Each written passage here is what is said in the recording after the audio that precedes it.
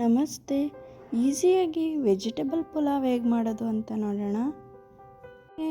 ಒಂದು ಮಿಕ್ಸಿ ಜಾರ್ಗೆ ತೆಂಗಿನಕಾಯಿ, ಈರುಳ್ಳಿ, ನಾನಿಲ್ಲಿ ಒಣಮೆಣ್ಸಿನ್ಕಾಯಿನ ಯೂಸ್ ಮಾಡ್ಕೊತಾ ಇದ್ದೀನಿ, ಶುಂಠಿ, ಬೆಳ್ಳುಳ್ಳಿ, ಕೊತ್ತಂಬರಿ ಸೊಪ್ಪು ಮತ್ತು ಪುದೀನ ಸೊಪ್ಪು, ಒಂದು ಏಲಕ್ಕಿ, ಚಕ್ಕೆ, ಲವಂಗ ಹಾಕ್ಕೊಂಡು ಪೇಸ್ಟ್ ರೆಡಿ ಮಾಡ್ಕೊತಾ ಇದ್ದೀನಿ.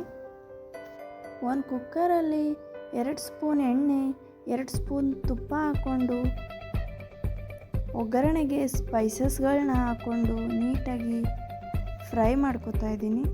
ನಂತರ ಉದ್ದಕ್ಕೆ ಹೆಚ್ಕೊಂಡಿರೋವಂಥ ಒಂದು ಈರುಳ್ಳಿ ಹಾಕ್ಕೊಂಡು ನೀಟಾಗಿ ಫ್ರೈ ಮಾಡ್ಕೋಬೇಕು. ನಂತರ ನಮಗೆ ಬೇಕಾಗಿರೋ ತರಕಾರಿ, ನಾನಿಲ್ಲಿ ಬೀನ್ಸು, ಆಲೂಗಡ್ಡೆ, ಕ್ಯಾಪ್ಸಿಕಮ್, ಹೂಕೋಸು, ನೆನೆಸಿಟ್ಕೊಂಡಿರೋವಂಥ ಬಟಾಣಿ ತಗೊಂಡಿದ್ದೀನಿ.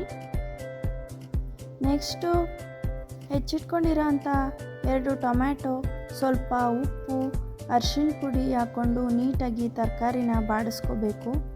ನಂತರ 1 ಬೌಲ್ ತೊಳೆದಿಟ್ಕೊಂಡಿರೋವಂಥ ಅಕ್ಕಿ ಹಾಕ್ಕೊಂಡು ರುಬ್ಬಿಟ್ಕೊಂಡಿರೋವಂಥ ಮಸಾಲ ಪೇಸ್ಟನ್ನು ಜೊತೆಲಿ ಸೇರಿಸ್ಕೊಂಡು ಹಾಗೆ 2 ನಿಮಿಷ ಬಾಡಿಸ್ಕೊಳ್ಳಿ.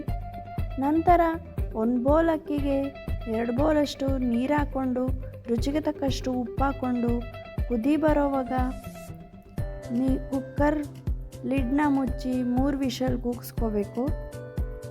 ನೋಡಿ, ರುಚಿಯಾದ ವೆಜಿಟೇಬಲ್ ಪುಲಾವ್ ರೆಡಿ.